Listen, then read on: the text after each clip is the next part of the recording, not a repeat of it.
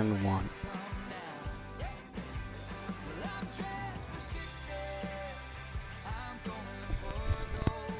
All right, hello everyone, and welcome to the penultimate race for the FilterTime eSpark Truck Series.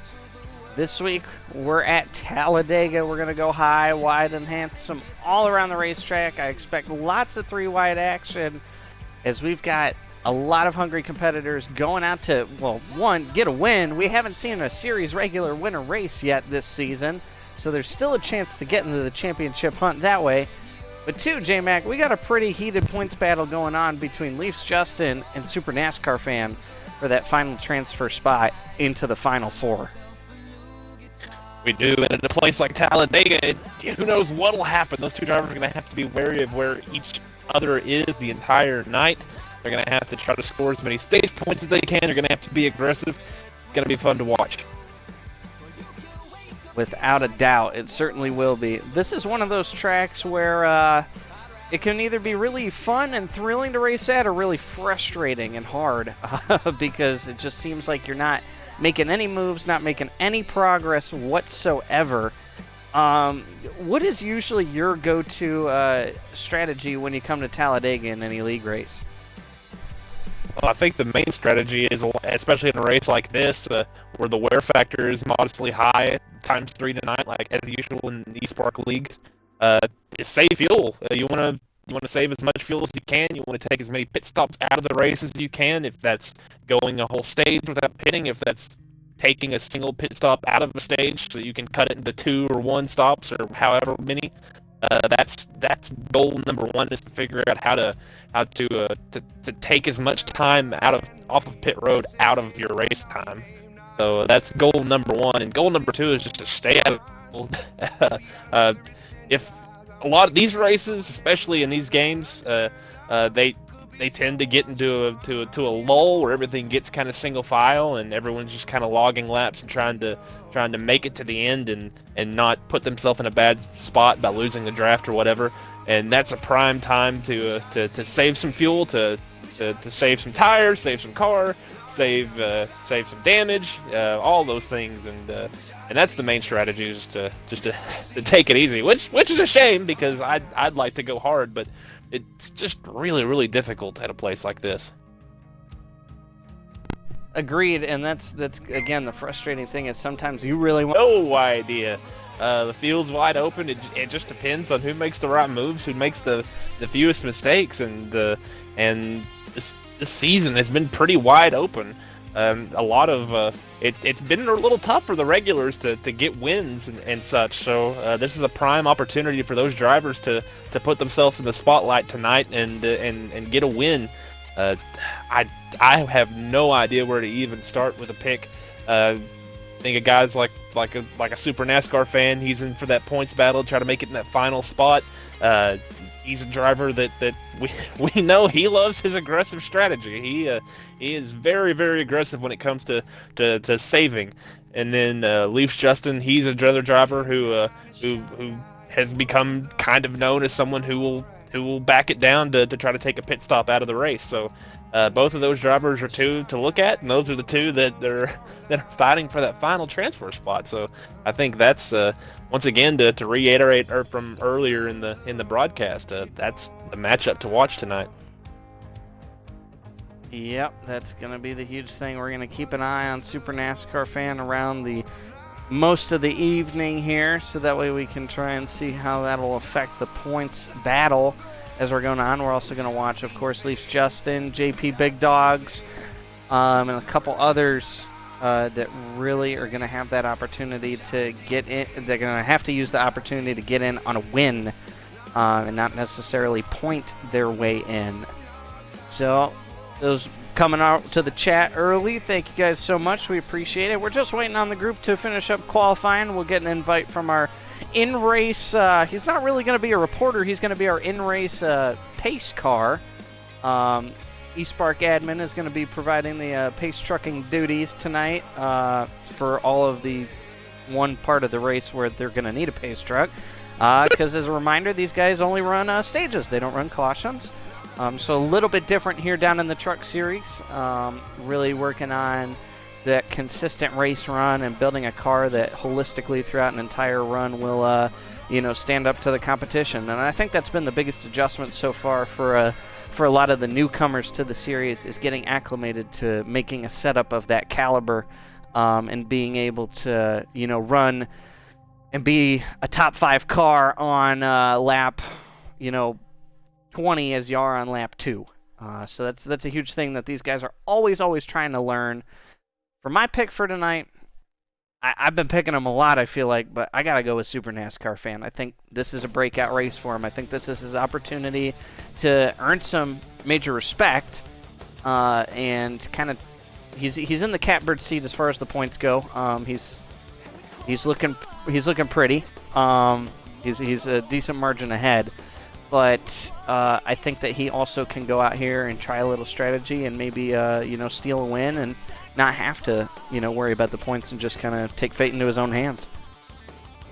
As you said, as on top of each other as you are at a place like this, this is definitely a great place to earn respect with how you drive others, how you are running behind somebody, if you're going with people, that sort of stuff. But it's also a very easy place to lose respect if you're sticking your nose somewhere that people aren't expecting it to be stuck. So, like you said, this is a great opportunity for him to earn respect by not just winning, but by running clean and hard and making smart decisions out there.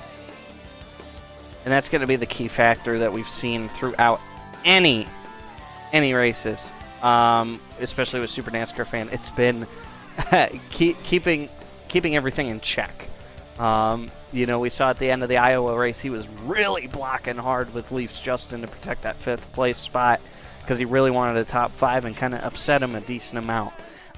So it's got to be a big patience deal here. You can easily get knocked out of line at Talladega. You don't want to overreact to that. You don't want to go into desperation mode, as I like to call fish out of water, when you get knocked out to the high side and then you're trying to find your way to the inside, because that'll upset a lot of people. And that's the name of the game here, especially with no cautions. It's sometimes better to just take that drop kick to the back and claw your way back up to the front than, second guess yourself on if there's enough room to have your truck fit between 2 other trucks that are going faster than you.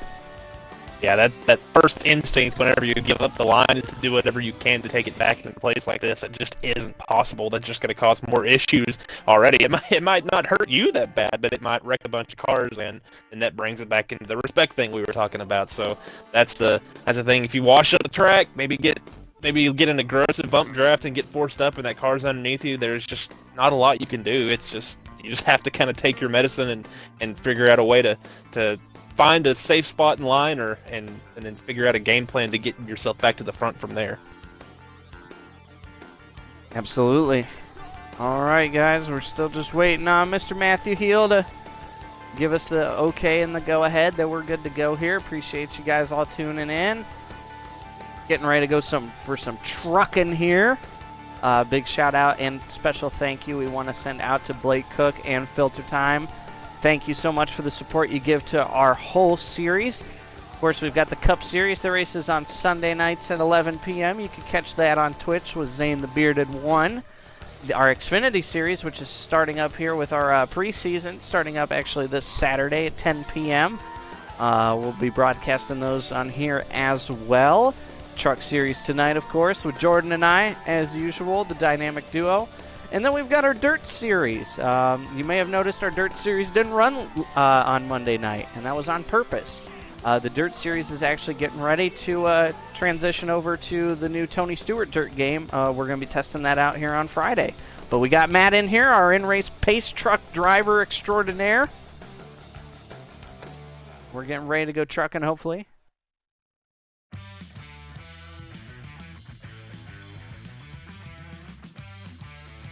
Right, we've had to reset the lobby up, so we're gonna keep everybody here at bay, making us wait for some good old increase the Talladega. Anticipation.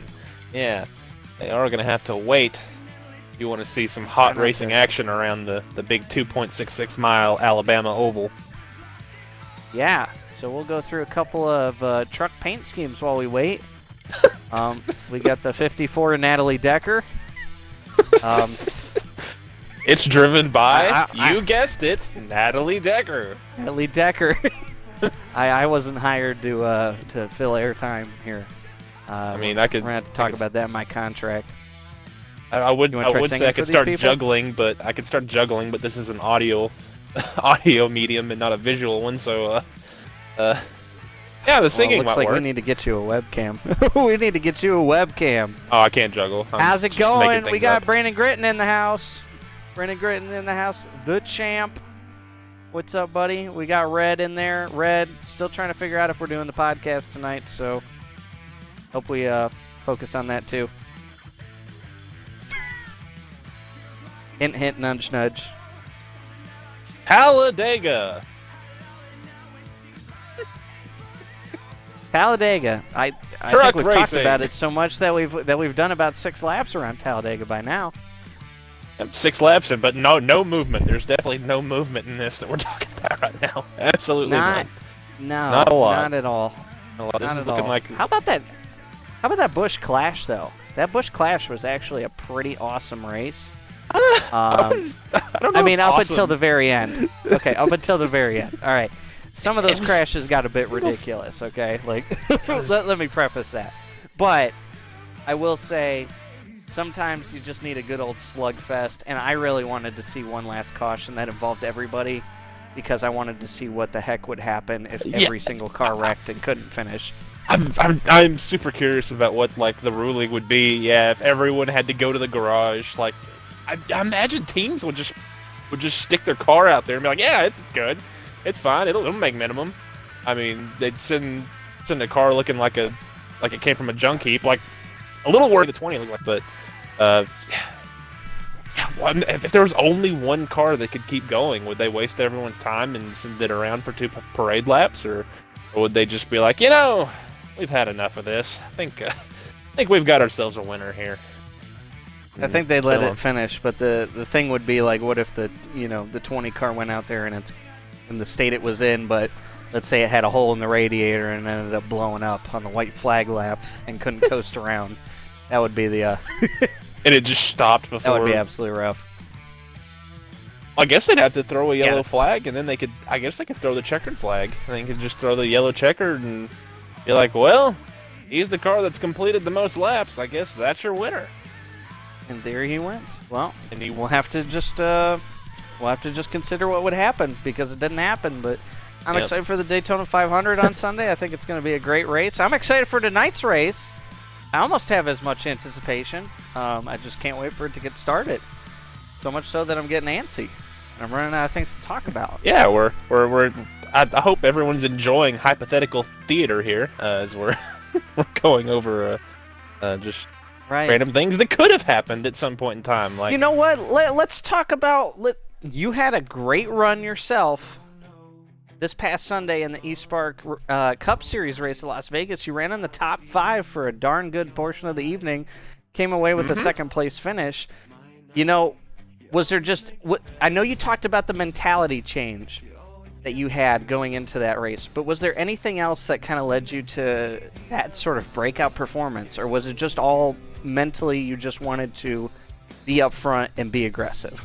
Mentally, I truly believe that's all it was, is I wanted to be aggressive. I wanted to race. I didn't want to let people go. I wanted to race hard. I wanted to figure out what my car would do in different situations, and just wanted to go hard.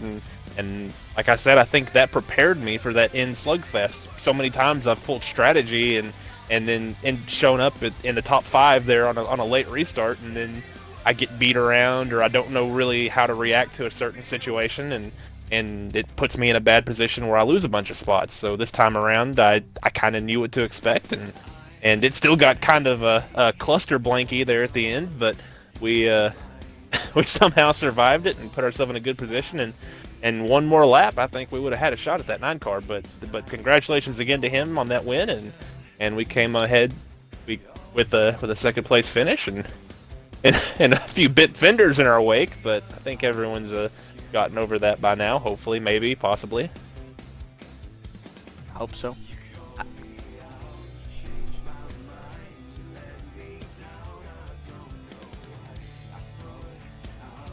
Painstaking task, but we've seen it done in leagues. I tell you who's got it down. So I just get out of the way.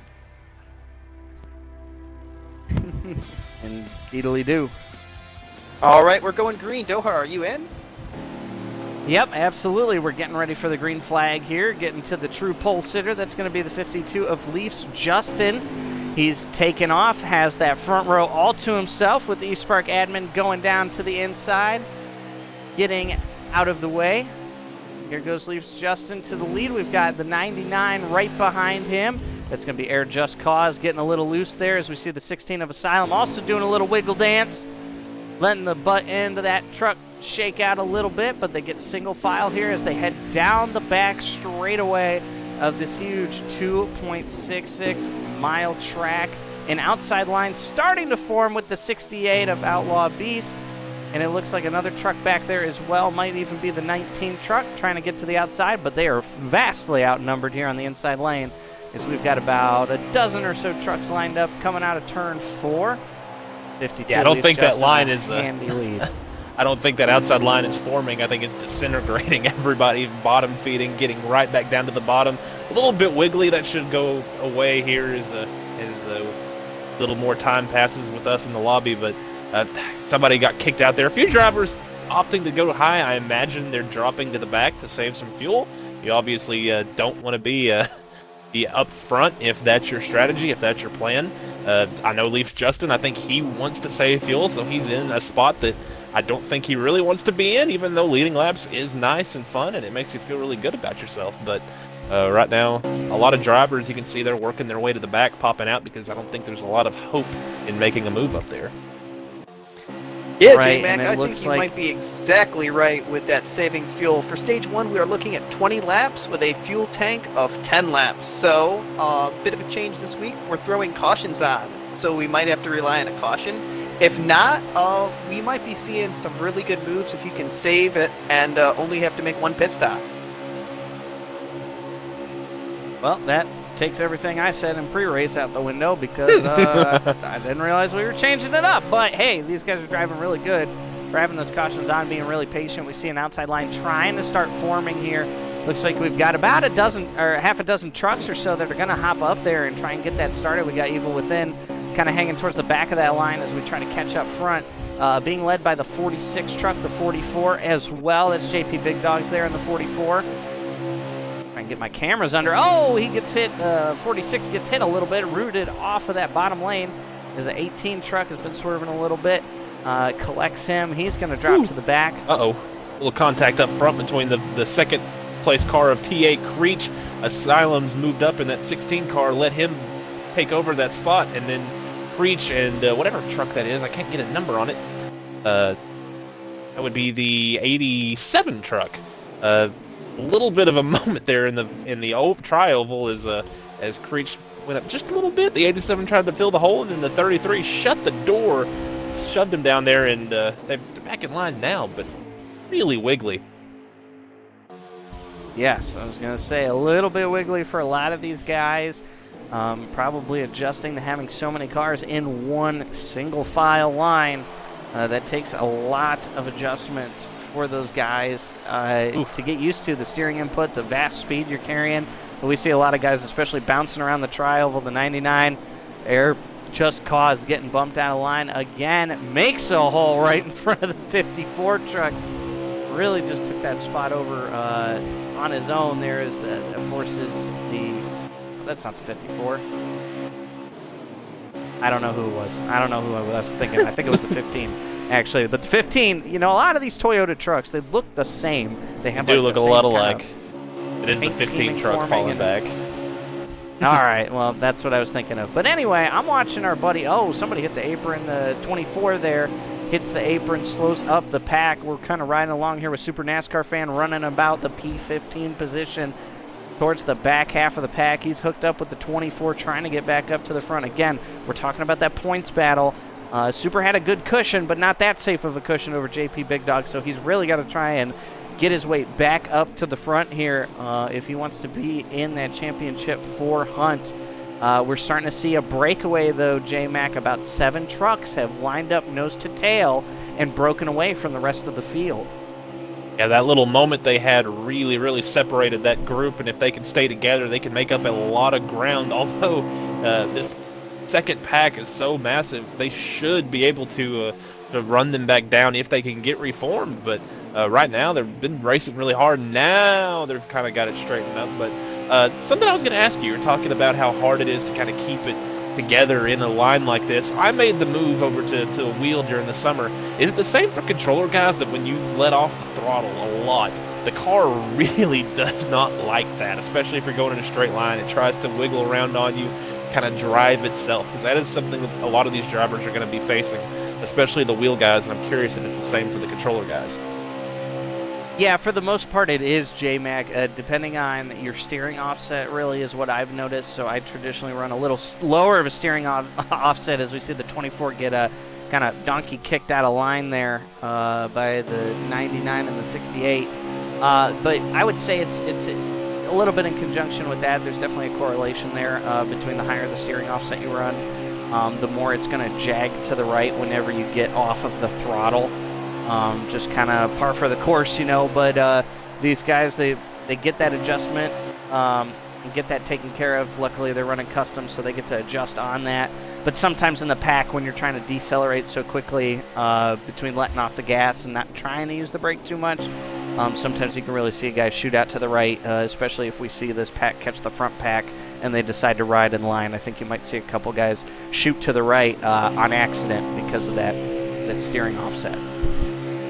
That's another. That brings up another issue, is that at the end of these long straights, it really is not beneficial at all to be on that person in front of you's bumper through the corner, especially when you're deep in line. So obviously you want to let off that guy. That creates sort of a reverse accordion effect as as it starts to stretch out a bit, and it's really easy to let off. So you have to be pretty aggressive with the backing it down as you get to the corner, and you have to always be mindful of what's going on in front of you, and that's what makes this so treacherous. I believe that whenever you're running in a single file like this, it's harder than when you're racing 2-3 wide, because you're on it a lot more. You're racing a lot harder. Here you have to be so mindful of not making contact, of not putting your nose somewhere where it doesn't need to be, and holding on to your truck whenever it starts to do something a little crazy, if it tries to. I 100% agree with you. It's really difficult, especially because you're not wanting to give up that bottom lane when you're running this single file. But we see that second pack has formed to about 9 trucks, 10 trucks deep. They're not making much progress on this front group, which is only 7 trucks, but we have seen them mix it up a little bit as we see the 18 and the 54 jockeying for position there coming out of the tri-oval. But we saw LeafsJustin, who was running in the 3rd position, drop to the back of this pack and kind of team up with Scott Hall for life. I believe, as you had addressed earlier, he's probably on a fuel strategy there. When you're this far back in this line, you can kind of go half to quarter throttle, really save a lap or 2 of gas that you really need to go the extra distance, maybe to make a stage or maybe take less fuel on a pit stop, get some track position back. Because in these kind of races, you're trying to plan ahead. You never want to restart on the outside lane, because, as you and I know, you'll quickly get left behind and, left out for dry. All right, just cutting in here. Looks like we're about to see some green flag pit stops. We just passed halfway through the stage, so I believe everybody should be good on fuel, but we should see some green flag pit stops coming up here shortly. I think we already have 2 cars coming down pit road. We might see our first caution. Hair-raising there, J-Mac, if you were following. The 18 and the 54 were again kind of muscling each other around there. The 54 actually got knocked out and lost this lead draft. We also see the 34 really slowing down rapidly. A couple guys making the signal, so expect a lot of these front guys in the lead pack to make their first trip down to pit road here at the halfway point of stage 1. We got a lot of wiggling going on. Hopefully these guys get a couple tire adjustments. Front pack enters. We're watching from the 34 Scott Hall. He's making up some ground here, gives them plenty of room. Nice, that was a very clean entry to pit road. Absolutely. Kudos to all of those drivers. The backpack there, we see most of them. Looks like half of that pack pitted the lap prior, but they got down very smoothly as well. So kudos to those guys for practicing on those pit stops, being very diligent, and taking the time to really be conscious of their surroundings. Yeah, that's a tough. It's so tough getting on the pit road, and especially tough here whenever you're around other cars because you're always wanting to go with 4, 5, or 6 other trucks because you have to have draft help. You have to have friends when you're heading to pit road. But here they go. They exit the 87, winning that race off of pit road. Yeah, I was trying to catch up with any of the guys who had already been out. It looks like we got a couple 2-truck packs that have formed. You've got the 19 working with a truck, Keystone guy working with another truck, kind of two truck packs that have formed of the guys who'd already pitted as we see the 34 come up on the racetrack a little soon there. Not sure what the pit merger rules are. Luckily there was nobody around him. They all kind of survive and get together there, regroup as we see these lead pack guys coming down the back straightaway again. Trying to tell if that's a truck going a lap down or what. No, I think Average Joe might have actually taken 2 tires there because he was a part of that lead pack, I'm pretty sure, J-Mac. So he may have taken 2. Either that or he got a speeding penalty. I'm going to go with he probably took 2 tires, but I could be incorrect. I think it's part of that group possible. that You hit could pit road. definitely take 2 tires and maybe stay out on fuel and make it to the end of the stage and make up some precious track position. He was Especially riding if in the you're middle of running that front pack. Yeah, if you can save the fuel, then yeah, it's definitely viable. Well, not only the fuel, J-Mac, but one thing I noticed, especially in NASCAR Heat 4, the tire wear, especially at tracks where you run higher tire pressures, like Talladega, Daytona, you run those tire pressures to the max you can. If you decide to go with a 50 PSI instead of 60, you can actually run about 2 full fuel runs without needing to at least get left side tires. Right side tires you at least need to get on each pit stop. So I think good call there by Average Joe. Might not work to get him a stage win, but might get him some stage points here as they're coming down to the line. The 33, the 34, the 54, all working together around him. The 18, the 52, all working around him as well. That top 3 guys swerve to the bottom, leave the 18 out to drive, but he finds a way in. LeafsJustin's left out, so he's got to fall in behind the 87 there for 6th place. We see now this pack that was 7 is now down to 6, and the backpack behind him is probably about 2.5 to 3 seconds off, but still might be within striking distance here before stages end. I think that's a pretty tall ask to get those drivers up there. That's only a group of 3 trying to run down a group of 7 or 6, as you said. And if they get to racing, anything can happen. But they need to get racing right now if that second little pack wants a chance at winning this stage. Well, that's embarrassing because I thought it was much bigger than it was, but my eyes deceived me. So give one to J-Mac. He's the more seasoned broadcaster. I'm just a rookie. But we're seeing a lot of these guys move off the bottom lane, J-Mac. I wonder if that's by design or if these trucks are just not handling to these drivers' liking. Well, I've noticed in the few times I've tried to set up a truck, these things are really, really tough to set up. They're a little boxier. They're a little more resistant to input. They can be a little tougher, and so tight in, maybe a little bit harder to keep down on the bottom through the center. That makes sense. I don't think you want to be swerving all over the place. You definitely don't want to be sliding up the track to give that person behind you an opportunity to stick their nose in there. So I think it's just ill handling cars. And it might very well be. It looks like the 18 has been trying to grab a handle on that truck for a little bit here tonight. We've kind of seen him do the left-right herky-jerky. I would call it the Sterlo motion. Trying to get the maximum heat in the tires, I suppose, would be the best way to describe it. But these guys now forming in the line. Nobody wanted to make a move quite yet. Still a little bit of ways to go in the stage. Probably about 6 or 7 laps to go, I would imagine. 4 to go. 4 to so go. 4 to go. Completely off. I'm not HD. At the line or right now? To guesses. Right now. Little. Okay, so Yeah, 3 right to go now. at the line. 3 to go at the line. 3 to go at the line. We should be starting to see some nice double file racing here soon. I expect a lot of guys to be trying to make moves. LeafsJustin again in that big points battle. Definitely going to want to try to make a move here. We'll follow along with Evil Within to the stage's end. I think he's in a prime position to maybe make a move. You got Communism is Nice there in the 54 truck. Sorry if I triggered you, Brian Tedeschi. He's sitting in 3rd place.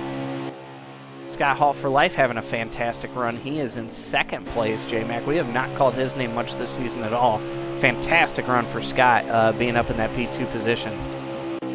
Yeah, and just like in real life, these races are a chance for anybody in the field to put together a truck and to put together a race that can lead to a win and lead to them in victory lane. So making the most of this opportunity, putting that truck up in second place, and he's going to have a chance at a stage win. Absolutely. As we come to 2 to go here, I was just reminded that the 33 is not Creech. It's actually a fill-in driver, late substitute. Creech could not make it with some other obligations. That's actually Lucas. So a sub-driver coming out and putting on a strong running in that 33 truck, leading a lot of quality laps out here. So that's phenomenal. We're seeing a lot of surprise front runners in this race so far at Talladega in the eSpark Truck Series. I'm loving it. It's good to see some fresh names up at the top of the board. There's only 2 Cup drivers in this field, and that would be Mr. LeafsJustin and Super NASCAR Fan, who are contending for the championship. So again, good 2 to go see this time overall. A lot of fresh faces. I guess we were a lap behind in our initial calculation, so now it's 2 to go. Pace truck must be a lap off or something. Tri-oval. That's on me. It's okay. Well, now we're one coming. big Now thing, we're at they're 2 to coming go. up on lap traffic. We're going to see how that plays into the leaders. Coming up on 2 cars that got a speeding penalty on pit road. We're going to see if they can catch him before the stage, and it might dice up this finish. What do you think, J-Mac? I don't think they're going to catch him. If they catch him, it's going to be right at the very end of the lap. I don't believe they're going to play much of a factor in this, but they could, they might. We'll have to see if that opens up any sort of opportunity, because right now, up to the white flag here, these drivers have been really content with just riding in line, making their way to the end of the stage. We'll have to see if they'll get aggressive here and go for some stage points. I have to imagine they would. What's the worst you can finish in the stage? 6th? So take the risk, guys. Listen to the inner voice inside your head. Take the risk. Go to the outside, but you got to do it on the back straightaway. I don't think you can wait until turn 4. And it looks like Scott Hall peeking, but it looked like the guy behind him in the 54 was not going to go with him. But they are actually going to catch that lap traffic here. This is going to be perfect for the 33 of Lucas. He's going to get a run. It is. As I see one of the lap trucks on the apron, curious move there. He gets out of the way, though, as well as the 02. He's going to stay to the bottom.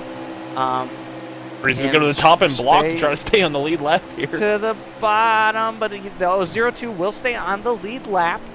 So kudos to them, but that's going to wrap up your first stage here. We got the 33 of Lucas, fill-in driver for Creech, getting the stage victory. The 34 Scott Hall for Life coming in second with a fantastic finish there. We also had in third place, Communism is Nice. The 18 of Evil Within, I believe he got fourth, followed by the 52 LeafsJustin getting fifth place. The 87 of Average Joe rounding out the top 6, because that was your front pack. I have no idea what was going on in the second pack, but it doesn't matter, because J-Mac, we're getting to re-rack them. Throw them out there back again. Everyone's going to hit pit road. That's going to shuffle things up a little bit with the randomizer, and we're going to see where these drivers pop out, and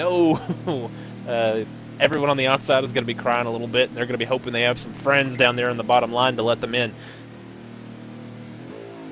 Everybody's Absolutely, 100%. Lot of movement for positions. Let's see, I can't really see the front here, but I'm starting in the back here. 17 for the pit stretch out of the window for stage 2, and let's have it at it, boys. Absolutely, as we see the 33, that's Lucas starting in the lead. The 34, Scott Hall for Life, is the 52 of LeafsJustin, makes a hole along with the 34. They booted it to the bottom and left the 87 out to dry. What a move to the bottom, a little bit courageous this early on, as the 18 forces his way 3 wide, kicking Average Joe out to the outside lane. You got Outlaw Beast on the bottom there. They're getting them really dicey, because they know that the top 6 or 7 are inevitably probably going to break away. That's usually how these races kind of end up here, J-Mac. So you want to get to that top 6 position, because you don't want to be left in that second pack trying to fend for yourself. Absolutely. Ooh, they're That's bunching up what's so hard for about difficult. that 10th position. That's what is so difficult about these races is you want to be content to ride, you want to draft with people, but if you don't have the track position, you have to be aggressive. You have to put yourself in some positions because you're going to lose that draft. Of course, the harder you race, the more likely it is you're going to lose the draft. So it's just this weird conundrum you have to figure out at about 180 miles an hour. Yes, and we're watching it there. We saw the 52 LeafsJustin trying to make a move going into the tri-oval. Nobody went with him. He got drop kicked to the back. He tried to make a hole there. The 44, the 16, they all filled it pretty quickly. But now they start to get single filed out here. The entire pack just running along. The 02 Legend Johnson going down out to the outside. We saw him stay. Oh, he went all the way to the apron now. Might be a little bit of ill handling on that truck.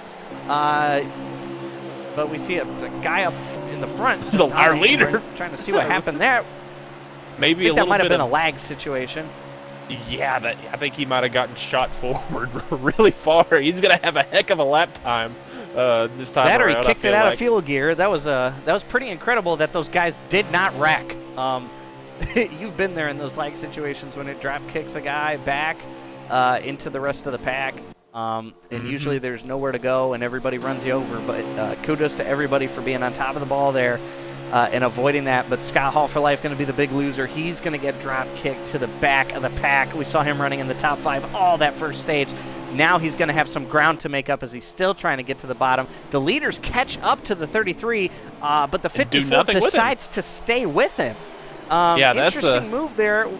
We'll see if there are repercussions mid-pack because of the bunch up, but interesting move having that much of a run and not taking it. But I think these guys, J-Mac, they're just afraid to go to the outside because it doesn't look like enough guys want to go out there at the same time together. It doesn't, and like we said, when you need help, and with these trucks, they don't have quite the oomph that the Cup cars and the Xfinity cars have. When you pop out of line, you drop. You lose a lot of time.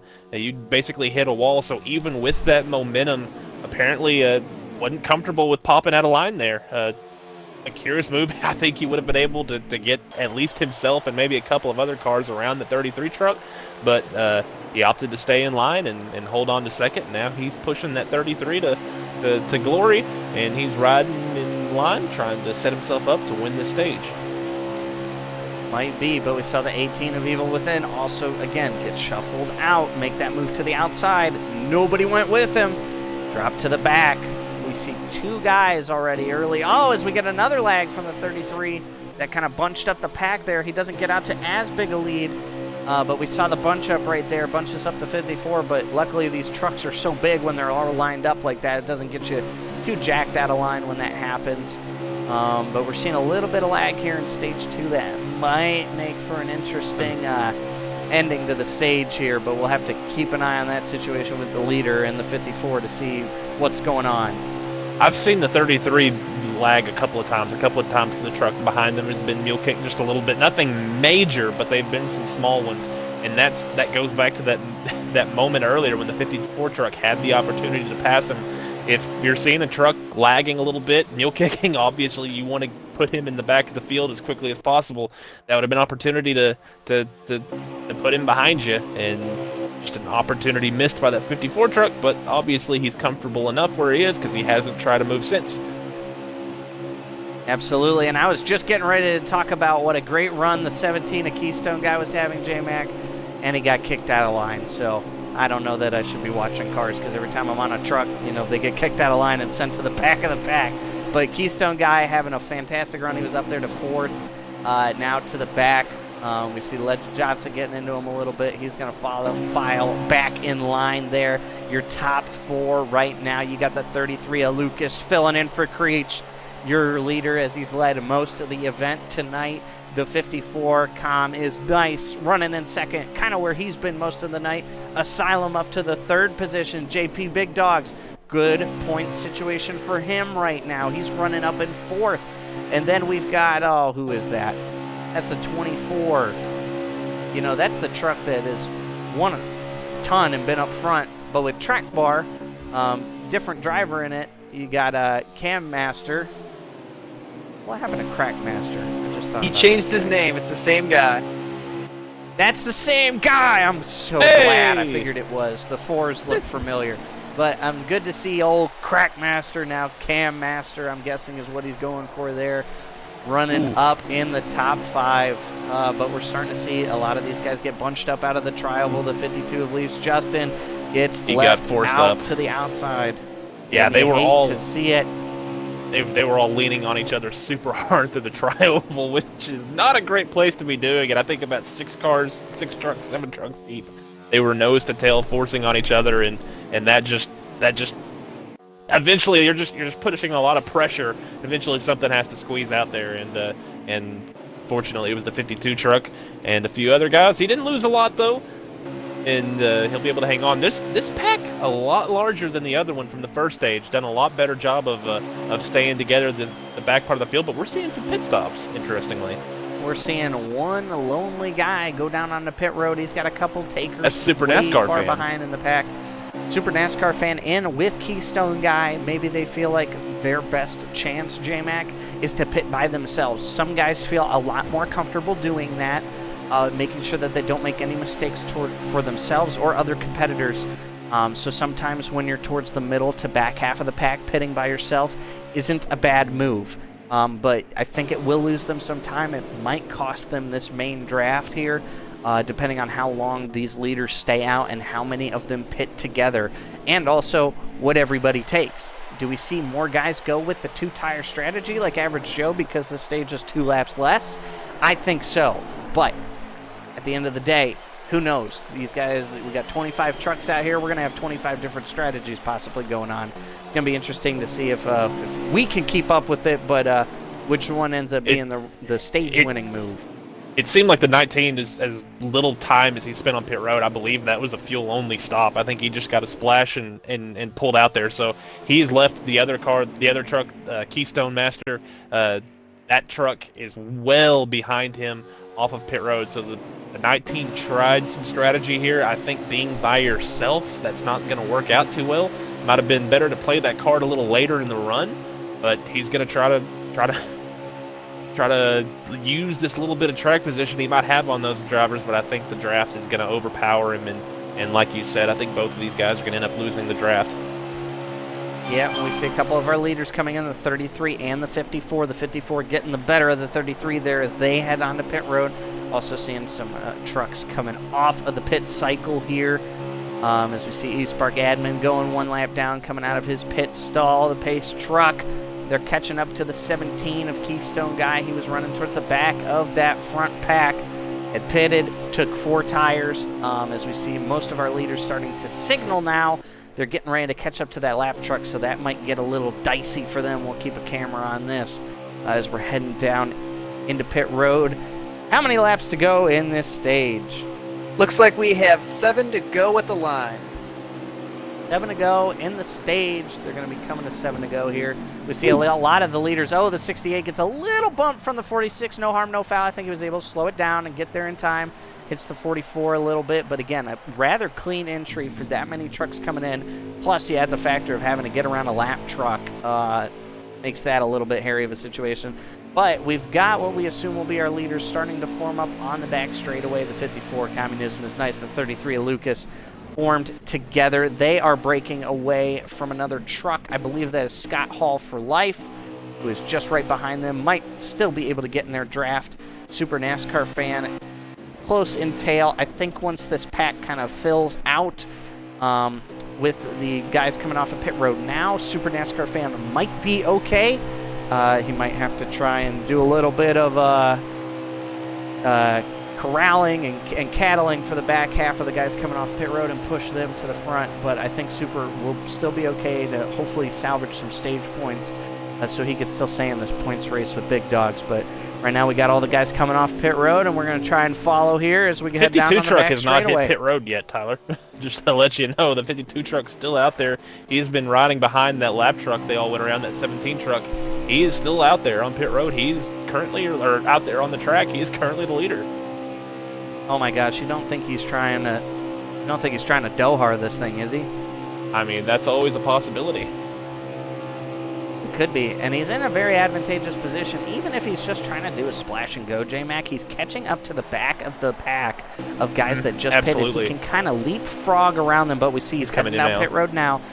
Getting an extra couple laps, though. But if he's able to maybe take a half can, because he's going to cross the finish line here with, what, about 5 to go? That's probably a splash, maybe even a full can. He might be able to come out in front and be able to hold the guys off that way. Not a bad strategy by any means. I think now's the time to try it. He was running towards the back half of the front pack. So I give kudos to LeafsJustin on the move there. I think it was a solid move. But we got a couple new guys up front here, JP Big Dogs and the 24 of Cam Master. Those guys working together. It looks like J-Mac taking 2 tires on that pit stop. Have about a 1.5 lead over a 4-truck pack. It looks like they're probably going to get golfed up here. But I like the idea of the strategy, especially for Big Dogs. You need to make up some points. Getting a stage win is the best way to do that. 52 is going to pull out. He's going to have a pretty sizable lead coming off of pit road. I think that lead is going to very quickly diminish, but he's out there right now. He's able to get some track position, but he doesn't have any help whatsoever. And when you're by yourself at a plate track at one of these big tracks, it's not a lot of fun, and you're not carrying a lot of pace. So imagine these drivers are going to catch him really quickly. Will they deal with him like the 33 earlier? Will they catch him and be content to ride behind him until the end of the stage, or will they try to make a move? I think they're going to try and make a move because they're catching up to him rather quickly. As we talk about that, they do make the move to the outside. 3 to go with the line. Move the 54. 3 to go with the line. The 54 kind of gives him his nice moves to the lead. The 44 clears himself a bit prematurely. LeafsJustin is still going to stay up in that lead pack, which is now, what is this? Probably about 7 trucks strong, I want to say. Actually, 8 trucks strong. We had to make a quick count there and make sure we were talking about it right. But MoveCom is nice to the lead. The 33 will be right behind him. 44 JP Big Dogs running up there as well, along with Asylum. That's your top 4. Scott Hall for Life, excuse me, he's in 3rd. Asylum's is 4th, JP Big Dog's 5th. That'll round out your top 5. The 24, the 87, and the 52 making up the lead pack as they come down to the line. The 2 to go. J-Mac, who do you think? Do you think somebody's going to make a move this stage? We didn't see it last time. You'd like to think so. Obviously, they didn't get any practice with it the last stage because no one tried anything. But you'd like to see them coming off of turn 2 to fan out, to get 2x2. For drivers to start trying to fill some holes, but obviously that's completely dependent on their bravery, on them having trust in that group behind them to go with them. Obviously, if you're the 87, the 52, you're hoping somebody pops out because you're going to go with anybody. You'd go with your worst enemy at this point if it could get you a couple of spots. So they're obviously hoping that these drivers start to dice it up a little bit, but they don't have a lot of practice with it because we've been single file pretty much this entire race. Absolutely, but we are coming to the white flag of stage 2, wrapping up very nicely here. I noticed the gap that we naturally see is starting to come from the 34 truck, J-Mac. You think Scott Hall for Life might be dragging the brake a little bit, trying to get some distance between him and the 33 to make a run on the back straightaway. As I say that, he closes that gap, doesn't have as big a gap this lap. They're all bunched up. Everybody staying single file. Nobody bouncing out to the outside. Nobody taking a chance right now. Interesting maneuver here. Maybe somebody will make a bonsai move on the back straightaway. But so far, everybody just kind of content to run where they're at. Coming down here out of turn number 4. The 54, the 33, the 34, the 24, the first truck to make a move. He goes to the outside. He will maybe get up to 5th. Scott Hall for Life moves up and will drop to 4th. Lose the spot. And that's why no one wants to make a move, because he popped up there and had 0 help and ended up losing a spot. But kudos to him for at least trying something. A couple of drivers popped out, not very effectual, and the 4 truck ends up winning this thing. Well, that was a big word. I don't know what it means, but I'm just going to agree with you because you're a smart guy. That's a bummer. I want to see a couple more moves out here, so I'm hoping the guys will start jockeying for position a little bit more here as we head into the third stage, because this is the last stage of the regular season. After this, it's all about the playoff, guys. This is your last chance to make a splash, to maybe get into the Final Four and have a shot at a FilterTime Truck Series championship and be the first champion of the Truck Series. This is your last chance to do that and get into that consideration. So I'm really hoping that we're going to see some guys make some desperate moves out there just to try and jockey this field up a little bit. But we're getting ready to head green here, J-Mac. And this is also the last season that you can be the first winner of the Truck Series. So there's that. I felt that was pretty obvious of a thing, but I'm glad that you elaborated on that point further. As we see, new leader, a little bit of pit strategy. The 12. The 12 truck. Who is that? I don't even know. That's Bradley. Bradley AIDS. All right. No. It is. Bradley AIDS. All right. Bradley AIDS. I don't think it's pronounced Bradley. that way. I think it's Bradley's. But he had a phenomenally fast truck when he came out to practice both Monday and Tuesday night. He's put a lot of practice into his setup, and I think if he's going for a strategy, I think he's got this strategy pretty honed in. He's out front right now, which is not where interesting strategy. to put yourself out front, to put yourself in a position that makes it more difficult to run strategy. But maybe he's been planning this whole race for this moment to put him out front for this final run to the finish here.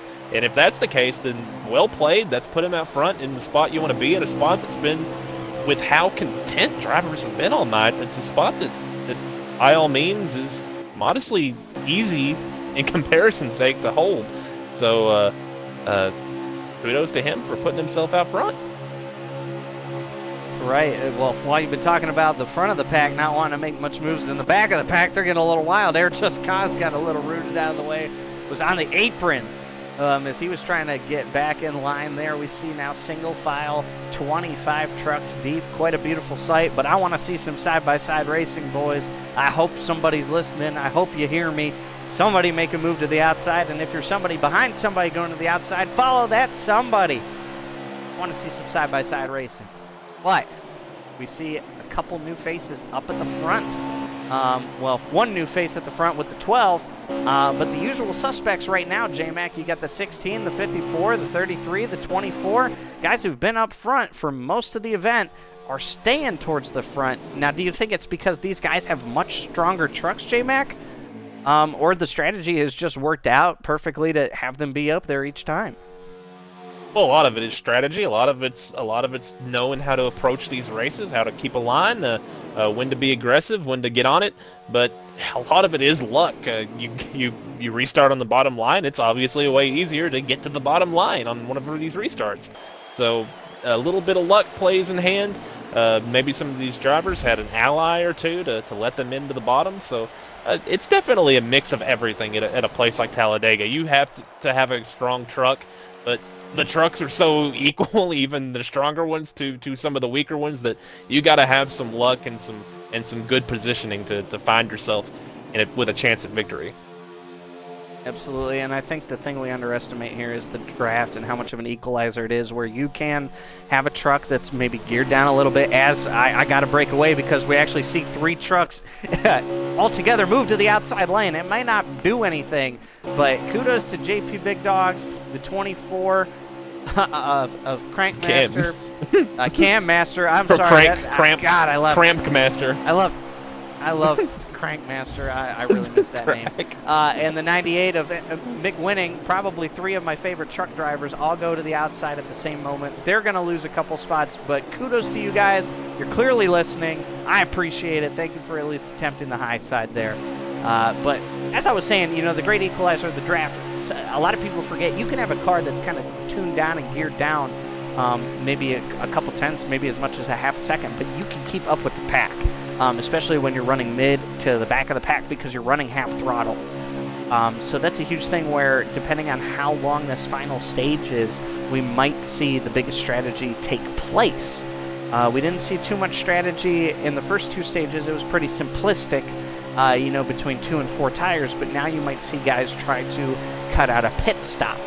maybe they pull a LeafsJustin and they stay in the back of the pack and latch on to lap cars as they're pitting and go a lap down to maybe continue to grow the saving potential that they can have. So I think it's opening the door for a lot of possibilities. We're down and dwindling here to maybe about a 16-car lead pack. We've had a couple guys fall off. Super NASCAR fan hanging on for dear life to the back of that pack. He needs to stay up with this pack. We're talking about points. He didn't have a big margin over big dogs going in, and I think that that margin he had is now negated with all the stage points Big Dogs has been able to accumulate here. Super really, and kind of he needs to finish better than the 44. We haven't seen him up front all day. Maybe he's putting that thing down into tractor gear and just trying to have the pack tug him along, J-Mac, but we need to see this 19 start going to the front here pretty soon.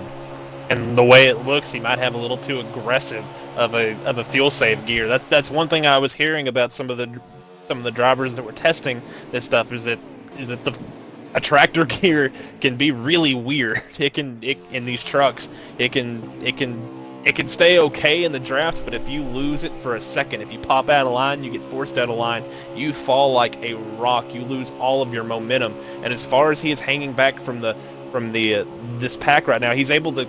There was a little bit of a slip up there, which is really going to hurt these guys. This main pack that starts with LeafsJustin, there was a little bit of a slip up that brought this pack to him, but we've been watching him, and like you said, he's hanging on for dear life.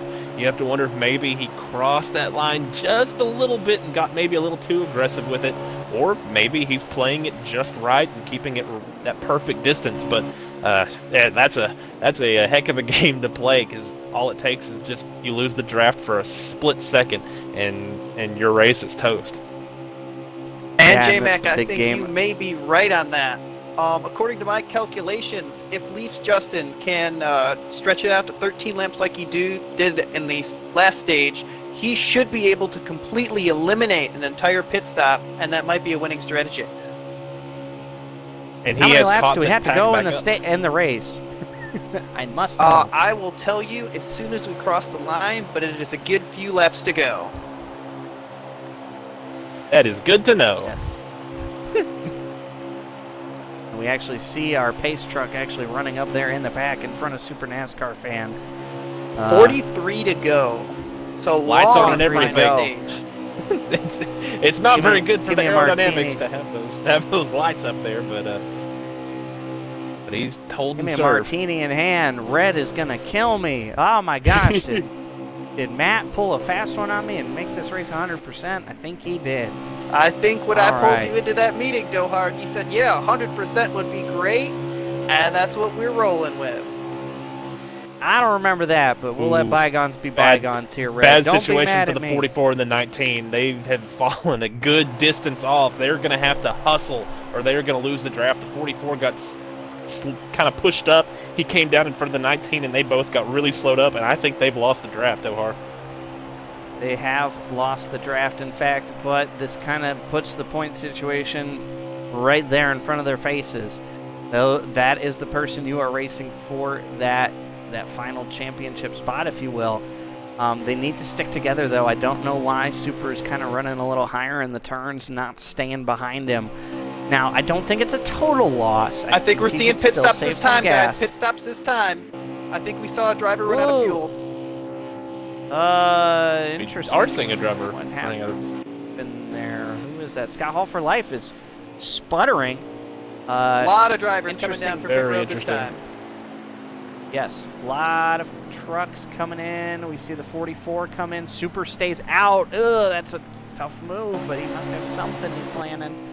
A lot of guys coming in. We're going to keep an eye on the 52 truck because we know he's shown he can go the furthest. And we need to see if he can go a couple extra laps here and maybe cut out that pit stop, as Matt was saying. I think that puts LeafsJustin in the best situation to win. But we'll see what happens here. I think we're seeing the rest of them come this time by.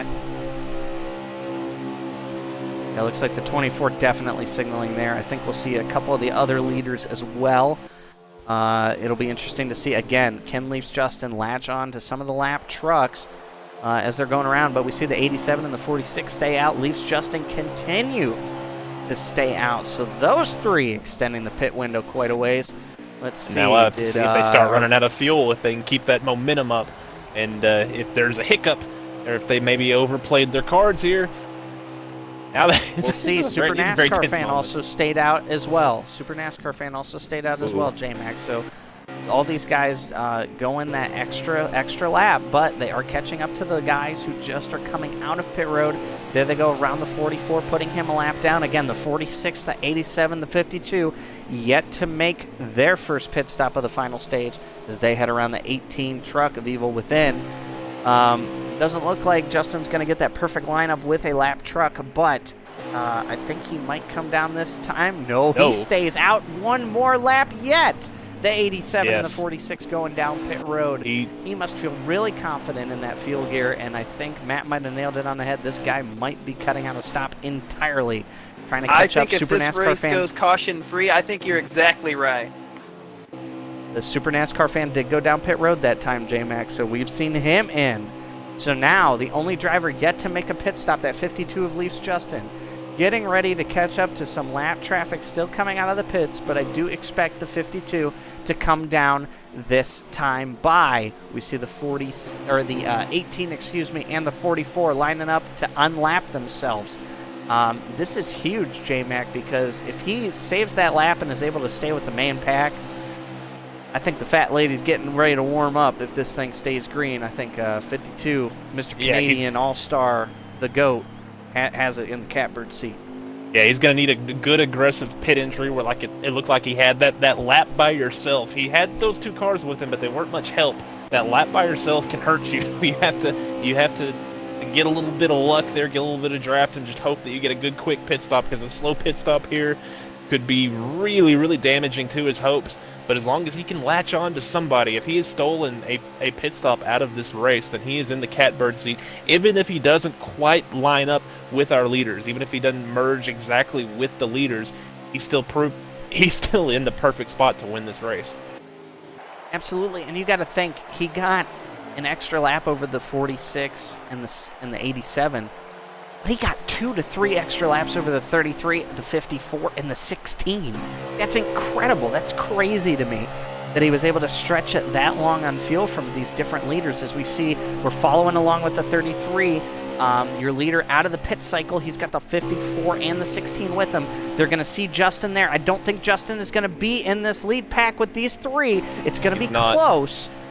But I think he's going to be able to latch on to the next pack, and they might be able to run him down. But we know no matter what, J-Mac, these three will not be able to save enough gas to cut out that pit stop.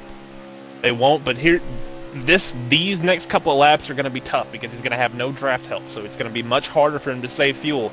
Does he back it off a little bit here to let that group to run that same RPMs that he might be running in the midst of a big pack to let this group pass him? He has to nail that as well, because if he's going too slow when this group gets to him, they'll drive by him. Then, this was only a 3-car pack. He was saving that much fuel in a 7, 8, 9, 10-car pack. This is going to be a much smaller group that he's going to be latching onto. Will he be able to run the same speeds with that same gear? Will he be able to save that fuel like he was that previous run? So this is a very tense moment. He's going to make these drivers go around him, which is the smart move. Hold your line, let them go high, then you can merge in behind him. I think he'll be able to latch on here. Now it's just, did he waste just a little bit of fuel running by himself? And will he be able to save as well with this smaller pack? LeafsJustin lost about 5 seconds off of the lead pack from staying out. It's going to be really interesting to see. I don't think it's a lost cause, though, J-Mac, because I'm looking behind him at that third pack. At the third pack, though, that's got a lot of strong trucks being led by big dogs, as well as Scott Hall for life. Good recovery for him. We saw him out of fuel. So really going to have to keep an eye on that situation with the 34, who's really going to have to short pit from these guys. But the 12, eSpark Admin, the 18, they're all together in a third pack that is catching the second pack. If those two packs can link up and LeafsJustin time it right and go to the back of this pack, they can run down the leaders, and he's saving gas. It's a double whammy for him. And again, he doesn't even have to catch the leaders. This is fine as long as he can stay in touch enough and that would be maybe even a half a track. Like he has a ton of wiggle room if he is eliminating a pit stop completely. It's just all dependent on him being able to save that fuel and being in a position where he can carry the speed and while simultaneously keeping the RPMs down.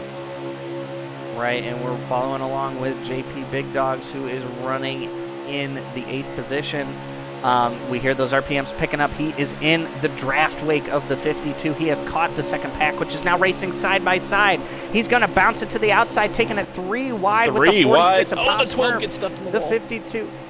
Oh, man. Pop Smurf moving up just a little bit, forcing those guys to go even higher. That's going to stall out all the momentum those guys just had. Oh, the 44 needs to try and get in line here with the 87. I think that's the best move for those guys. Get those two out front and let the rest of the pack kind of file in however they need be. But these guys need to start running down those front 3. Otherwise, they're just going to let them check out and kind of let LeafsJustin just save the gas here. I can tell you for a fact Justin is definitely saving. As you can see, there's a small gap in front of him, but is it going to work out? Right now, we're about 7 seconds behind from the leaders. But as you mentioned, the leader pack is only 3. If we can get it lined up here, we can definitely catch him in about 5 laps. Looks like we're about to have another pit cycle in about 2 to 3 laps here. But while we've been talking about that, J-Mac, there's one car that's missing from both of these packs. And that's the 19 truck. Awful lonely feeling. He is all by his lonesome.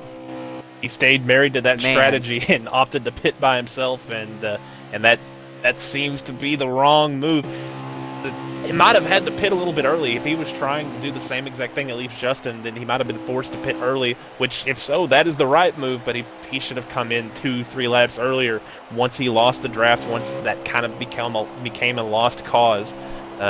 Just misplayed his hand a little bit, but that all started whenever the 44 of Big Dogs got kind of shuffled out of line and out of shape, and the two of them lost the draft completely before that first cycle ended. Right, and as we were talking about, we're following that points battle between Big Dogs and Super NASCAR Fan for that final transfer spot to the finale championship. Super came in with a 10-point advantage, I think, with stage points that Big Dogs earned. He erased that deficit and is now running in the 5th position, with Super NASCAR Fan running about 14th or so. So definitely needs to make up some ground. The only saving grace, that 44 pitted about 2 laps earlier than Super, depending on how this final segment goes here with pit stops and everything. Might get a little hairy for that 19. He might be crossing his fingers for a yellow or something mechanical to happen to the 44. But right now the 44 is sitting in the catbird seat as far as the championship goes. But as we saw earlier, we visually see it, the 52 really backing off of the 34 in the pack, saving every last drop of fuel. As we see the 44 already hitting pit road. Now a big thing, communism is nice, pits all by himself. That's going to split up those lead 3. That's going to get really... Oh, no, that was not the 54. I'm sorry, that was the 15. I'm sorry to incite the panic. Those trucks look the same. Anyway, our 3 leaders still together. The 16 signaling. 54 and the 33 have not signaled yet, so not sure if that'll split up the lead pack. We'll stay with them, and then we'll divvy off to the second pack to see how pit stops will get affected here. How many laps to go by chance, Matt? I'm sure it's about... Looks like we have about 28 to go. 28 to go. And this whole group is coming in together. The leaders are We should be seeing together. a lot of pit stops right now. The 33 with a very aggressive entry, but I think at the very end he got down to speed. I think he might have. We'll have to see if he might get a handheld in the face there for a 15-second penalty. He looked a little bit hot on entry, but no harm, no foul. We now look at the leader. It's the 87, Average Joe, having a fantastic run, been leading the second pack. Now they are the leaders as the lead pack has pitted. He's got the 17 of Keisto guy behind him. The 46 of Pop Smurf. How about him? Pop's having a fantastic run. This guy is the oldest guy in the field by a wide margin, and he runs an in-car. Fantastic run No for penalty Pop for the Smurf, 33. running in the third He position. was clean. But he did lose 2 spots on pit road, so he must have either taken a little bit more, or maybe, honestly, they should be taking full fuel anyway. So, I would imagine. just a really unfortunate pit stop there. Just a lot of We bad see luck, I think, for the 33. Most of the leaders coming in, or most of the second pack coming in, eSpark admin, most of those guys all coming in, but we see the usual suspects who stayed out the longest last time. The 46, the 87, and the 52 staying out. Now the interesting thing, can LeafsJustin gain yet another lap over these two? When it comes down to the cycle, they're getting ready to catch up to big dogs, it looks like. We see the 87 and the 46 both signaled there, indicating that they are coming down to pit road this time by. See in the chat, a couple guys asking how's Evil Within doing. He's doing well. He's in the second pack. We should see after pit stops how that lines up. But we see the 2 leaders trailing off. As expected, LeafsJustin going to team up with the 44 here. Save a little extra fuel if possible. And go around another lap over the rest of this field and try and cut out a pit stop. We're at probably 26 to go now, I would imagine. So I think he's done it, J-Mac. I think he saved that extra that he needed on fuel so far, provided he stays in the at least the second pack's draft. Evil Based Within on is that doing great. previous He's run, in 8th position he, right now. Coming around, he'll probably settle down to about 5th or 6th once the full pit cycle cycles through. Can make it an extra lap here. He pitted 1 lap after I think those other drivers had pitted, or maybe it was 2 laps. So you have to, hopefully you want to double that number that you're able to stay out before. And this point in the run really works out for him because now the field has gotten spread out. So there's a lot of random cars, a lot of random trucks kind of all over the track. A lot of debris, if you will, to draft with and to pull you along. So this is a good point in the race to stay out. You can get a little extra speed, get some fuel saving in, and not lose as much time as you normally would, because as he gets more off cycle, that's more laps he's spending by himself without that group that he's racing with, and it's more likely that he loses that group. Exactly. Oh, but we did see the big crash in the back! Big crash in the Oh! back! Multiple cars involved! And there goes the strategy. Massive accident! Oh! Caution is out! Caution is out! Massive accident. Pandemonium. The strategy is gone. A couple trucks getting trapped a lap down there in the process, and depending on when the caution comes out, they'll shake things up. But I'll tell you who that's a big break for, J-Mac. Supernascar fan. Supernascar fan might be breathing a sigh. Is a lap down. Ooh. He's trapped a lap Maybe down, not but he as- will be getting a wave around to get back on the lead lap. Brings him back into contention at least. It'll offset some cycling and strategies here, provided these guys go green for a little bit of a ways after this caution flag. But it does bunch the field back up together, J-Mac, and I'm assuming with about 23, 22 to go, we might start to see the wick get kicked up here a little bit and maybe see some cutthroat action for the bottom lane. Yeah, 23 to this is go. where we see things kind of get out of hand. A lot of drivers that have been playing nice, they stick their elbows out, and things can get pretty crazy from here on out. I'd be down for that. We've seen a lot of single file action, a lot of strategy. I think it's time for some good old hard racing, but they're all working down. You like to call it team deathmatch for the bottom, and that's mostly what it is they go to 1 and 2, a few stragglers stuck out on the outside trying to find a way, and a few other drivers sticking their nose up there trying to see if they can maybe work their way up to the front. They're taking it Absolute 3 wide in the team middle of the deathmatch. pack. Oh, and the 98 of McWinning and Outlaw Beast in the 68 getting a fantastic run to the outside. there's And a oh, wreck in God, the back. another crash. Oh, another crash. Pandemonium. I'm trying to see who But that they're is. going to keep it straight. Cam That's no Master. yellow. I think that's Cam Master and Master. Legend Johnson that got involved in that Legend incident. Johnson. Oh, no. Legend Johnson plowing it into the outside wall there. Oh, man, you hate to see it. That's not good. But we continue on. We continue on. Green flag here. And keep in mind, J-Mac, that was the first caution these guys have had. The other two were That was the stage first breaks. break So they've had. fantastic. Yeah. Yeah, First real fantastic. break.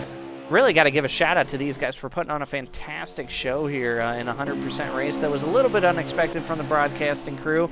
I needed my coffee. I did not get it. But we're still trucking along as we see eSpark admin pushing the ever-living daylights out of Super NASCAR fan. Ooh. Trying to punch that fuel gear The up 18 to the front rooted. of the pack. And there's this front pack, the 18 rooted the 12 truck out of the way as McWinning was going to the outside to try to make up some ground, trying to side draft, trying to be aggressive to make up some spots as he's stuck in the back of this front pack. And almost a huge moment for both of them. They were able to get it straightened out, but the aggression is definitely ratcheted up. It has kicked up, and that 98 wants to get to the front, J-Mac. He's starting to get those runs, and he doesn't care if the guy behind him's going with him or if anybody out in front is. He's trying to get to the outside of these guys. He tried to get to the outside of the 17 going into turn 1. He's mad. He wants to get up not to the front 'cause content. He's been mired back in traffic. Yeah, but they're He's checking here up to a race. lot, so he is absolutely here to race. As we see the 68 get to the outside of him, that is not going to be beneficial for anybody. As they're But it looks racing good. 3 wide now and It letting looks that good. front pack inch away. The saving grace is that the 52 is probably saving gas and is going to keep these guys all corralled together. But we see a truck coming off the pit road. Believe that is Legend Johnson, so they'll have to try and get around him. Hopefully he doesn't pull a move like they did in that iRacing race last night where the pack was 3 wide and they went around a lap car that stayed high and made him go 4 wide, and it was pure pandemonium. That was cool, crazy. Pure pandemonium. Pure pandemonium, but we hope that doesn't happen here. As we see Outlaw Beast having that 98 and that 68 together, J-Mac is giving me a little anxiety because they both want to go to the outside of each other. I think he's trying to push the 98 and missing. I think that's what's happening, and that's not hard to do. I mean, you pull out, you try to make a sudden movement with these trucks, and they're not really happy when you do that, when you make sudden movements, especially the tighter tuned ones. So, no. He mistimed that He just move. walled it. Oh, man. Oh, we saw it right there as we were riding along with the 68. Mistimed the move behind the 98 and got bumper hooked and wrecked into the outside wall. But we haven't been talking about our leader. We got to talk about him a little bit. I got to give a shout out to Pop Smurf, man. This is absolutely incredible for him. Again, oldest guy in the field by a wide margin. I'm thinking about 20 years to the next guy who might be about 45 or so. Yeah, Pops is up there, but he's getting it done. Leading here at Talladega in the FilterTime eSpark Truck Series race. Runs in car. Runs with the wheel in car the whole 9 yards, and this guy getting it done so far. Running strong and in the lead, so I love to see that. Really awesome. I think our you very nailed own it. Morgan Shepherd out here just leading the pack. That's pretty cool. A couple big things to add on that Pop Smurf. He came out for Monday and Tuesday practice and was dominant in all 6 sessions that we had, so I am not one bit surprised that he's out front. Another huge thing is his average finish is actually below, or I guess above, 20th place. So this is a huge break for him, and if he wins this race, he will be in the championship finale. That's the thing. I think he's been racing at Talladega since when the track was created, virtually, and maybe I think realistically you're right. as well. Pop Smurf is a veteran of the Super Speedway circuits, veteran of AKA Racing League as well. He's been around the block many a times, had the pleasure of racing with Pops a lot the past couple of years. He's a fantastic competitor and overall around just a fantastic fellow and one of those guys you love to have in your league. He's that great veteran presence, but he's showing these young guys that, he can go out there and he can run some laps with the big guys. As we're seeing 3 of those trucks try to make a breakaway, the 44 and the 87, breaking away from the 16 and the 52, as the 52 is not on the 16's bumper at all, as expected, saving fuel. But I'm looking back at the second pack, J-Mac, and we got a big name that's back there that we haven't seen back there a lot, and that's 54. Communism is nice, along with Scott Hall for life. Those guys have been running up front the whole time, as we see the 98 hit pit road by himself there. But they're running in the second pack and losing time to the leaders. Do you think that's cause for concern, or do you think these guys, because they have fast trucks, might be able to line up and get it done even with 4 or 5 trucks here? I mean, that's a massive, and I believe this all started with that dust up with the with 07 and with the 02 or LeafsJustin and whoever it was that got involved in that lap 1 on this restart incident, and since then this group has steadily lost positions to that front group. So I think it's a huge cause for concern. This is definitely not to plan. They're mixing it up. They're not staying together very well. That's the issue.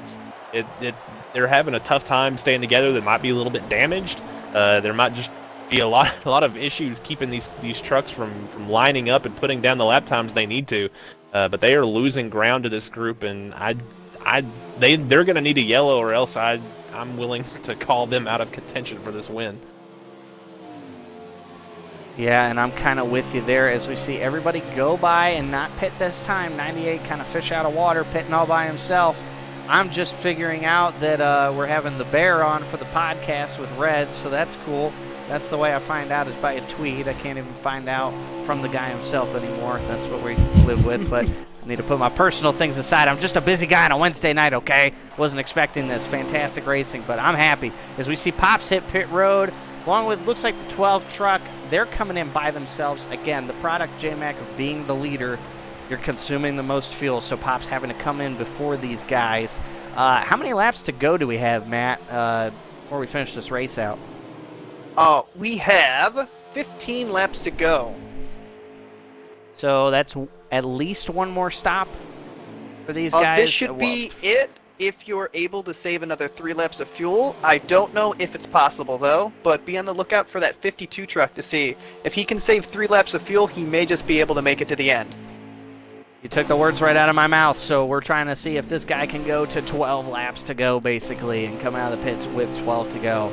We're going to be following along religiously with the 52 and this lead pack as we see the 44 of Big Dogs. He's coming down pit road, so we know Pop Smurf is going to have to make one more pit stop. We know Big Dogs is probably going to have to make one more pit stop.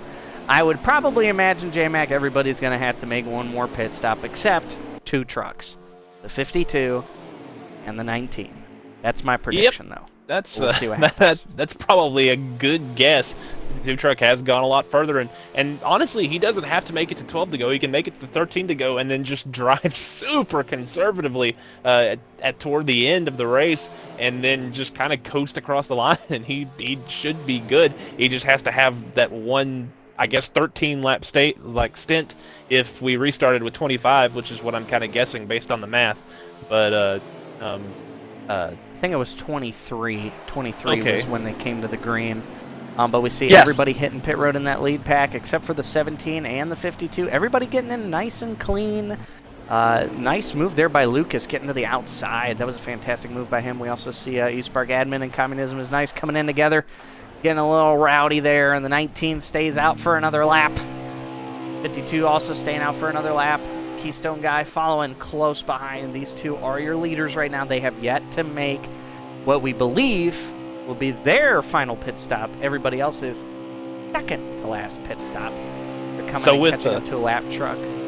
So with 23 to go, that would mean if you can make it to 11 to go, you're in the clear. You've split it in 12 and 11, and you put your tougher stint out of the way. So if he can make it to 11 to go, then he is absolutely golden here to the finish, and he is staying out one more lap on these guys, and I'm thinking it's going to be close. The 17 coming in, and the 19 is also coming in. There's one guy that hasn't pit. You guessed it. It's the Canadian whiskey himself. That doesn't make any sense, but that anyway, does not make any sense. The Canadian syrup. He's Canadian. Himself. He's the GOAT. He's the GOAT. He's my favorite driver ever. Is that what you were going for? There we go. Yeah, he's the Canadian stout whiskey of the Canadians. LeafsJustin. He's currently your leader, still staying out. Wow, that was a mouthful. I just need to stop with this. This is why I don't do improv. But we see the 52 getting ready to he's in a pick his tough lane spot, here. so I think he wants to come to pit road. If he can, I think he's coming this time, yeah. He gets around the 34. 34 gives him plenty of room, lets him get down there. Pop Smurf leading him around very nicely. The 52 is good on gas. A little bit slower, but the 52 good on gas. So we'll have to keep an eye on the 17 and the 19. They would be your next best bet to make it on fuel. So I still predict that they're going to be your top 3 in some form or capacity. I think Super NASCAR Fan is the kind of guy where he doesn't really have fear of going a lap down, so if he stays in the lead pack, he might just put in the fuel gear even if he loses the draft and probably save enough gas that way. But we'll see how it ends out as the 17 came out. Again, we see a 3-car pack kind of coming out of the pits and taking the lead here. We're trying to catch up with them. Looks like the 33, the 18 of Evil Within having a nice rebound and running up to the front.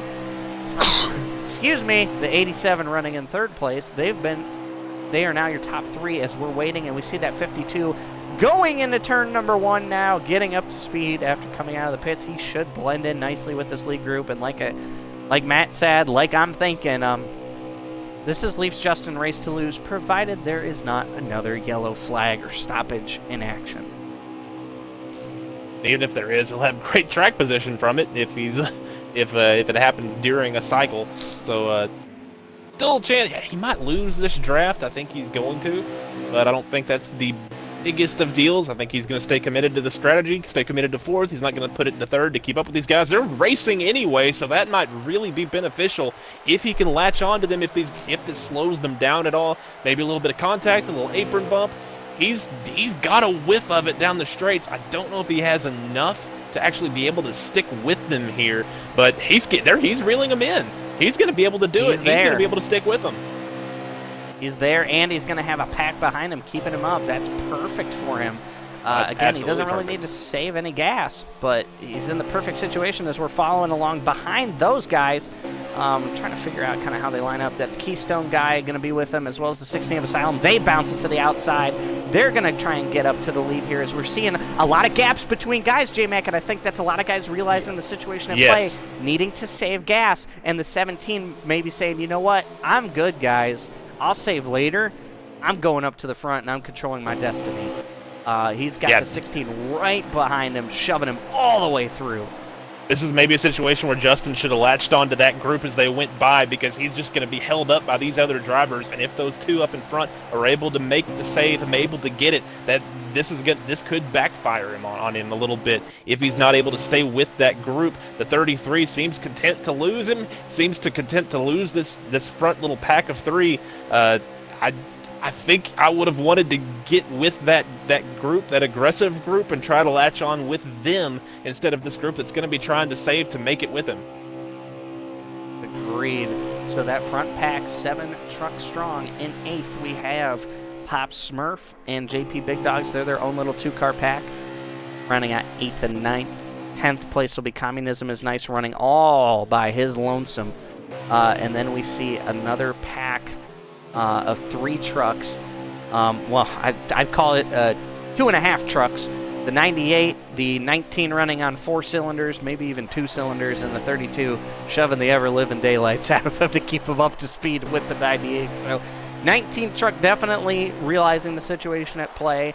They're not losing too much time on the leaderboards. They're probably about a quarter of a track behind, so even if the leaders have to pit and the 19 doesn't, he still comes out ahead in that situation. So good move by him. He's saving Phil very hard, though, as we see the 32 run up and smack him and try to get him going. I will admit, Super's a little raw at the fuel saving. It kind of gives me a little bit of the cringes when I watch it, because he just scoots up to the car in front of him and then just lets off the gas for all of eternity, and he really should just hold it quarter throttle. But that's something that comes in time. You can't just perfect that over the course of as your racing career evolves. But we'll go back to our leaders here, J-Mac. They're getting ready to catch some lap traffic. I think we're in an interesting situation with about 8 to go here. We'll really see if that 17 has saved enough gas. The 52 getting a little impatient, trying to pass the 87 all by his lonesome. That's not going to do anything. But we see the 33 really laying off those front 3. I think they're going to lose the pack, and that might cement LeafsJustin's fate there. Yeah, he's being really aggressive here, trying to pass the 87. The 87 being super aggressive, keeping him behind while also backing off to save fuel. The 33 looks like he wants to get to the back of this group here. The 52 is going to let him in. I figured I'd take that opportunity to get around at least one of these trucks, and then that gives you only one to fight. But he opted to let the 33 in. And maybe fuel's still a little bit of a question for the 52, but he's being so aggressive here. He keeps popping out of line and side drafting these other trucks really, really hard. So, and the 33 finally lets him by. So, kind of conflicted messages out of this 52 truck. Not really sure if he's good or if he's trying to be aggressive or what. Yeah, I'm not sure either, but they are catching up to some lap traffic, which is helping the 52 at least stay in check with these leaders. The 87 of Average Joe really hard on the savers. The 33 also hard on the save button. Those guys running about half the quarter throttle. The 33 might lose the pack here. So it'll be interesting to see how that goes as we see a couple guys bouncing out here. The 54, Communism is nice, goes to the outside as he's coming off pit road. 5 to go with the line, 5 to go with the line. 5 to go at the line. It's going to get hairy here, J-Mac. We're going to try and keep up with it as best we can. We appreciate everybody who's been tuning out to the FilterTime eSpark Truck Series races. We got 5 to go in their regular season here. Playoff berths on the line. We're holding it here, trying to figure out what's going on. Right now, Super NASCAR fan, we think, does not have to make another pit stop. JP Big Dog's one lap down. The front three all the leaders they're coming in. Mark.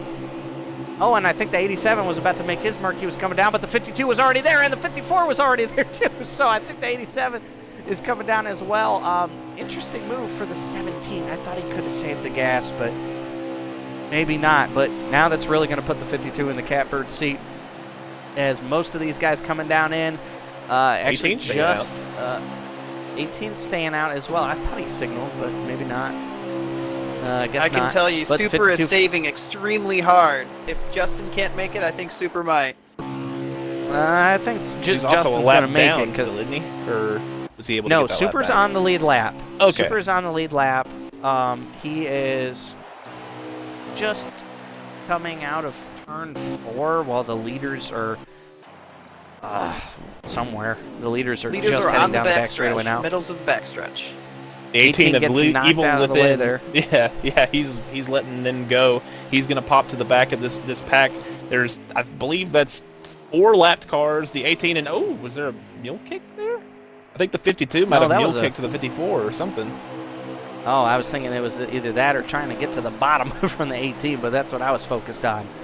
So, getting down to the nitty-gritty here, we're trying to figure out, we got a lot of lap-down trucks trying their way here. The 52 of LeafsJustin trying to catch up to the 44 of Big Dogs there, saving some gas along the way, trying to make sure he's got enough to coast as we had. I believe we took 4 to go there. So should be coming to 3 to go. Oh, as he comes up on the 44 so quick, he's got to bounce to the outside. 54 also goes to the inside there of the 44. Justin, again, we think he's in the catbird seat, but we're not sure about the fuel. It's going to be really, really interesting to see here. 2 to go with the line. 2 to 3. go with the line. They're coming to 2 to go. All right. Ooh, the 18, he's going to have to pit here. The 33, he's also going to have to pit. So that's 2 more lead lap cars falling off of that pack that just couldn't quite make it. They're giving up the ghost on trying to, and I believe that pack is now 4 lap down cars and our leader. And the leader, the 52, indeed, he is in his own zip code, and I think because he's staying in front of these lap trucks, he is flexing. He is good on gas. The 54 goes to the outside to try and unlap himself. The 34 will go with him. 44 to the inside. Good move for them, because if a caution happens to come out before they take the white, they're back on the lead lap and in contention with only a few trucks around. But we see the 52 coming out of turn 4. LeafsJustin getting ready. Canadian Toronto Maple Leafs fan.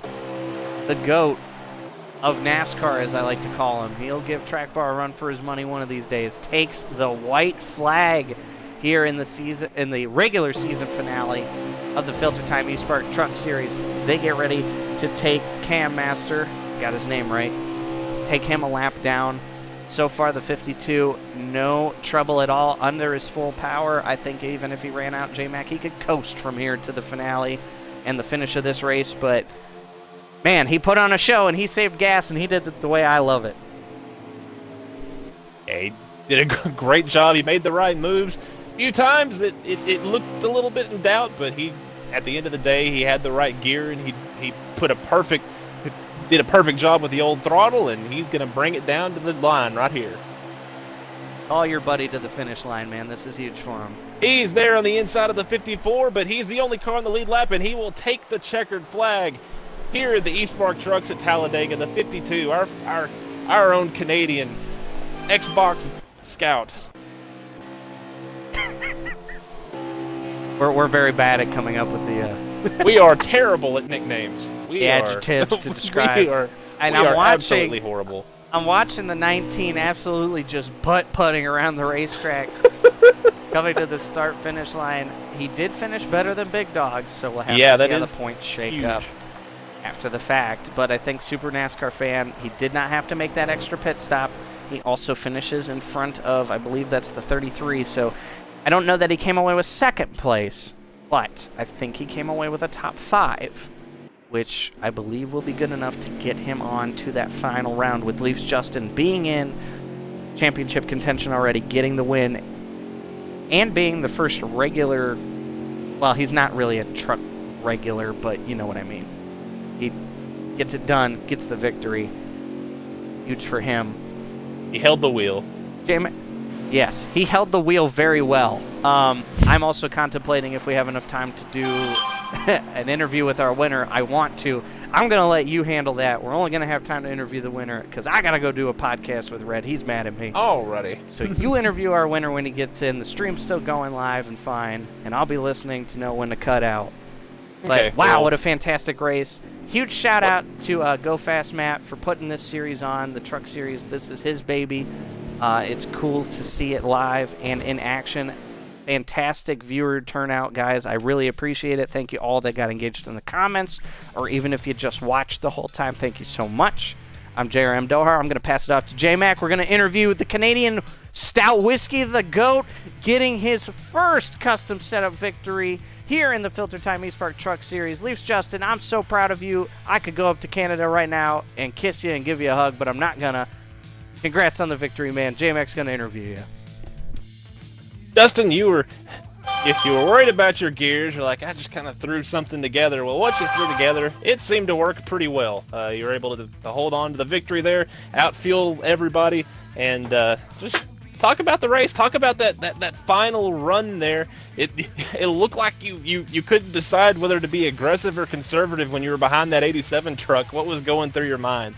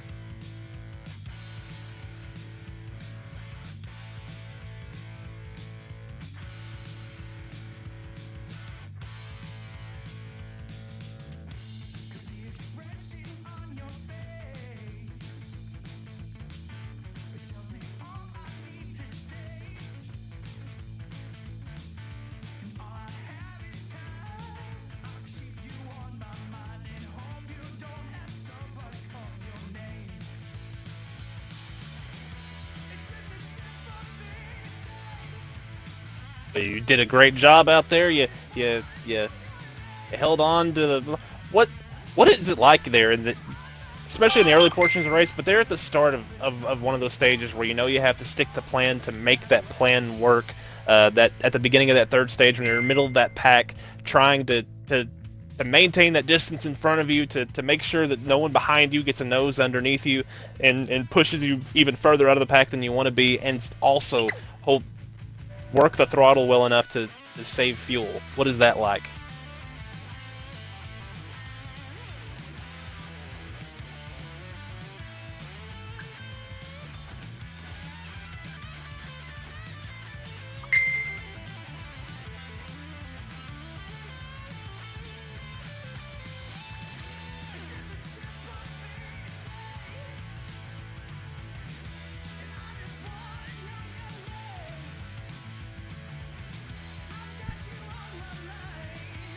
Well, oh, continue.